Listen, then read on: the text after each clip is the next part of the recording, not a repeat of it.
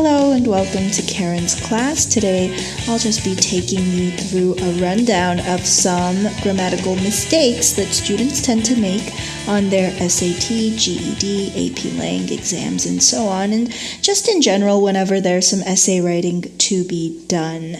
If you are in high school or above, or if you are in a situation that requires you to have mastered some level of academic English writing, you should find this helpful. So let's get started.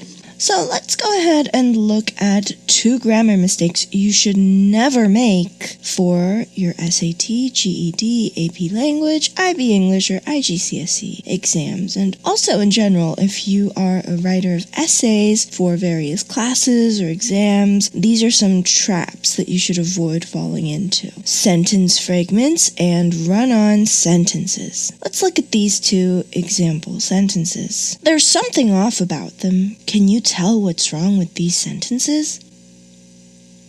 That's right. The first sentence is a run-on sentence. And what about the second one?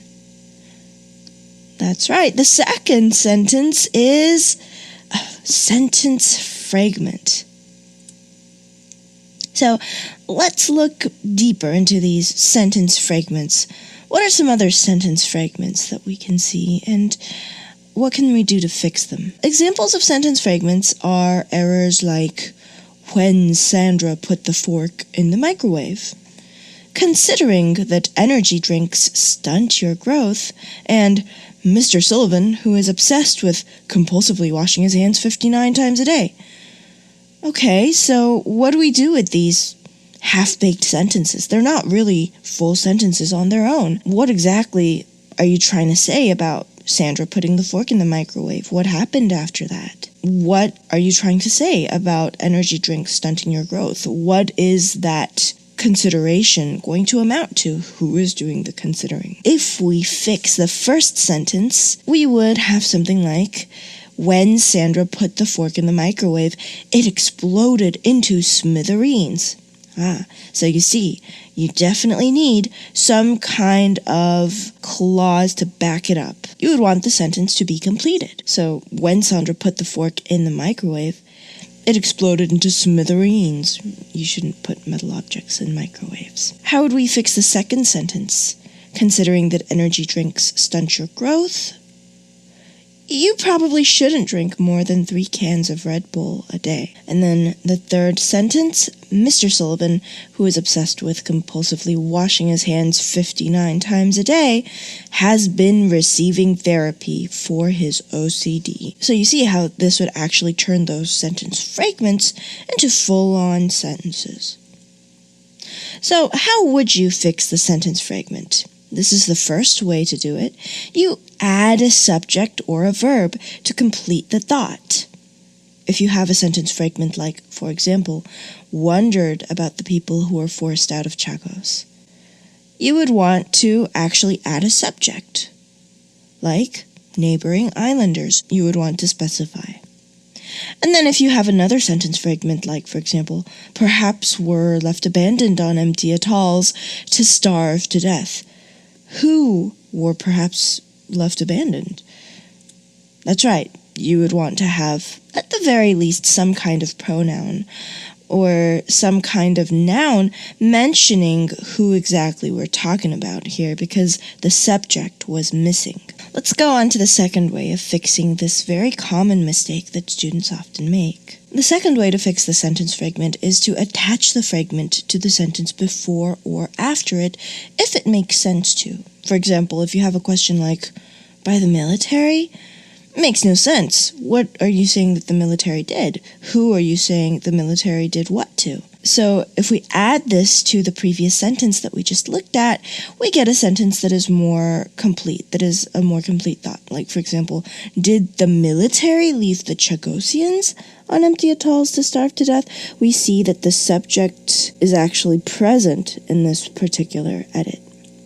Okay, there is a third way to fix sentence fragments. You can drop or replace words. For example, if you have a sentence fragment like John Pilger and Christopher Martin, who made a documentary about the plight of the Chagossians called Stealing a Nation, that's not really telling us anything. We don't know because the sentence is not complete. What are you trying to tell us about John Pilger and Christopher Martin? Are you saying that they're humanitarians? Are you saying that they're pirates? What are you trying to say? Aha! So if you take out the comma and the who, we can see that this sentence becomes more complete if you say John Pilger and Christopher Martin made a documentary about the plight of the Chagossians called Stealing a Nation. That's just a fact that you're trying to tell us, right? You're not going to add anything additional about these people like an open comma who, right? If you take out this relative pronoun of comma who, then that seals the sentence up nicely and makes it a complete thought that is contained within itself. So now let's look at another very common error that you should definitely avoid called the run-on sentence. You know a run-on sentence when you see it. For example, you have a sentence like, Jennifer loves baking cakes that look like statues. She is a talented baker.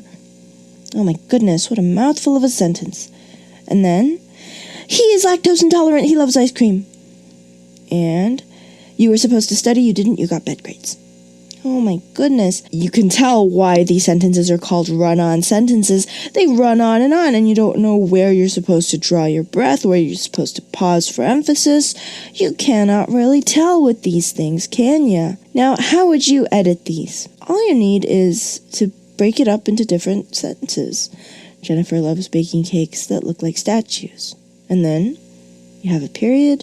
You start your new sentence. She is a talented baker, and she obviously refers to Jennifer because the pronouns referent is in the sentence directly preceding it in this particular example. Next, when we look at the run-on sentence, he is lactose intolerant, he loves ice cream. Where do you breathe? You can have a comma, but he loves ice cream. And that way, you can sort of get that sense of connectivity between these two independent clauses. Now, we learned all about independent clauses in a previous video, and I'll link it in the description below, so be sure to go check that out. Next, you were supposed to study. You didn't. You got bad grades. You want to have some more conjunctions and transition words like, but you didn't. So you got bad grades. And always a comma in front of the coordinating conjunction so that you get a sense of where each clause ends and where the next begins. So let's look at the first way to fix the run-on sentence. First, you can separate the two sentences using capitalization and end punctuation. For example, if you have a run-on sentence like, Emma played the electric guitar in a band. It was a doomcore folk metal rock band. Oh my goodness, these days there are so many genres in music. I have a playlist called Music, and it's already very, very interesting and diverse.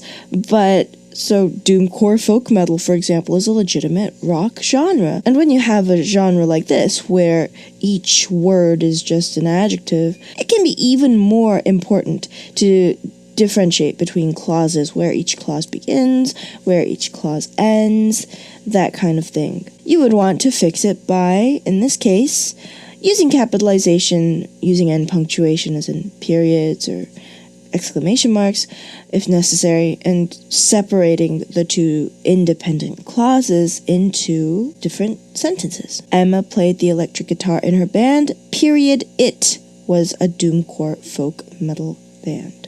That way, it's a lot clearer what they're trying to say. How to fix the run-on sentence? Method number 2, you can separate the two sentences using a semicolon, because the semicolon, remember, along with the coordinating conjunction, is the preferred method to connect or differentiate between two independent clauses. For example, Sarah bit eagerly into the crisp, sweet apple. It was her first meal of the day. She was starving.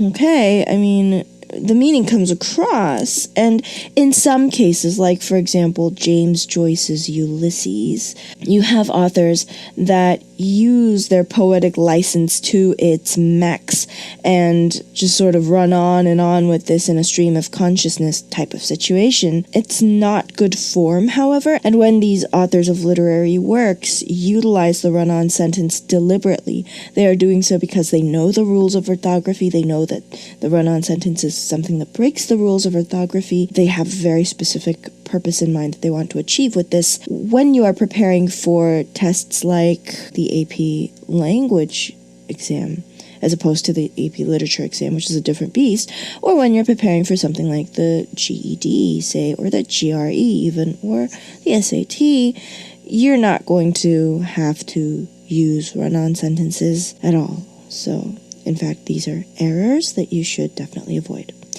How would we fix this? You want a semicolon and a coordinating conjunction. The third way to fix this very common error is to separate the two sentences using a comma and a coordinating or correlative conjunction. If you were to fix this sentence, we were cold in our tent, we had forgotten to bring blankets. Oh my gosh, where do you breathe in this sentence? Well, we can introduce a breather in this sentence to help us pace out how this sentence should be read. We were cold in our tent, comma, and we had forgotten to bring blankets. Phew, there we go. That's a better sentence. When connecting two independent clauses, you can try using and, but, or, nor, for, so, yet, both, and, neither, nor, either, or, not only, but also. Next, a fourth way to fix the run-on sentence is to use a subordinating conjunction to make it into an adverb clause. For example, if you have a sentence like, Sasha and Margaret love croissants and baguettes, Emma prefers tripe and sauerkraut. Oh my goodness, where does it end, right? These independent clauses are just going on and on. We can turn one of these clauses into an adverb clause. We can use a subordinating conjunction like although, and turn one of these into a dependent clause or an adverb clause. So we can say something like, although Sasha and Margaret love croissants and baguettes, comma, Emma prefers tripe and sauerkraut. Okay, maybe Emma's German? I love croissants and sauerkraut. There's another way we can fix these sentences. Sasha and Margaret love croissants and baguettes, comma, whereas Emma prefers tripe and sauerkraut. You could also say something along the lines of, although Emma prefers tripe and sauerkraut, Sasha and Margaret love croissants and baguettes. The order is really up to you. The fifth method of fixing the run-on sentence is to use a semicolon and a transitional word. For example, if you have a sentence like, I expected you to be angry with me for being late. I was surprised when you greeted me with a smile. Sounds like somebody was running, trying not to be late, and failing. Happens more often than I should probably admit. So, how would you fix this? You would divvy up the independent clauses. I expected you to be angry at me for being late, semicolon. However is a transitional word that brings into clearer focus the relationship between these two clauses. I was surprised when you greeted me with a smile. The transition implies the surprise. Try using words like however, moreover, on the other hand, nevertheless, instead, also, therefore, consequently, otherwise, and as a result. You got this. This has been part 1 of grammar mistakes you should never make for the SAT, GED, AP language exams, and so on. Sentence fragments and run-on sentences. I hope this has been helpful in alerting you to the pitfalls and potential errors that you may make along with many other students. Now, in the process of learning, it's okay to make mistakes. In fact, it's natural and it's almost necessary to make as many mistakes as possible. And that's part of the learning process, right? Making mistakes is always a part of learning, and the more mistakes you make, the more thoroughly you end up learning in a lot of cases. But when you are preparing for summative exams that will usher you into the next phase of your life, you want to be as precise as possible. So that's where I hope this has been helpful for you. If you found this video helpful, give it a like and a subscribe if you want more helpful content in helping you become the best writer and the best editor that you can be. Have a great day, and remember to keep your thinking cap on. See you very soon, and best of luck with your exams. Bye.